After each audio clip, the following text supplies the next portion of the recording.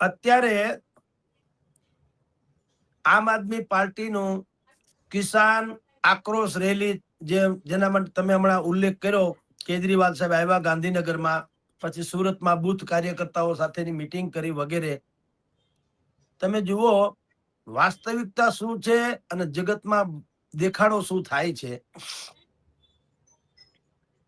એક તમે છાપાના આર્ટિકલ વાંચો તો પણ ગાંધીનગરમાં કેજરીવાલની હાજરીમાં કિસાન આક્રોશ કાર્યક્રમનું સમાપન જે થયું, એમ કે રેલી યોજાણી, એમાં વિશાળ સંખ્યામાં કાર્યકરો જોડાયા એવું લખાયેલું છે અગ્રીમ દૈનિકોમાં.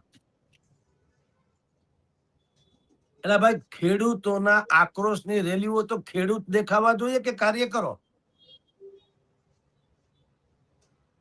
પણ કાર્યકરોમાં જે આક્રોશ છે એને કારણે આમ આદમી પાર્ટીમાં ઘણો બધો ડખો થયો છે. તમે ને આપણે બધા જાણીએ છીએ. રાજુ કરપડાથી માંડીને જેટલા લોકોનો અત્યારે રાજીનામાથી જે કાંઈ હાલે છે, અંદરો અંદર વિખવાદ વાળું વાત હાલે છે. ભાઈ, જુનાગઢના જિલ્લા પ્રમુખ હતા આમ આદમી પાર્ટીના, એણે રાજીનામું મોકલાવી દીધું તમામ હોદ્દાઓ ઉપરથી. હજી કેટલાક વંડી ઉપર છે.